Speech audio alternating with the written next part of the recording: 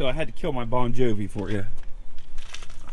I was driving down the road the other day, and I kept hearing this noise in the back end of the vehicle on my Honda Pilot here.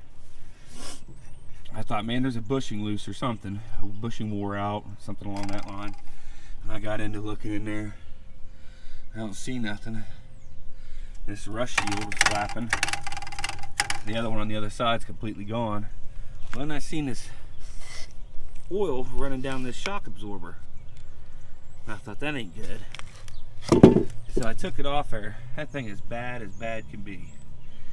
So I got me a new one. 53 bucks. And of course, I get the opportunity to use my new gun for the first time. That thing is amazing. Fantastic. I used it to bust the bolts loose. Just gotta take this bolt off.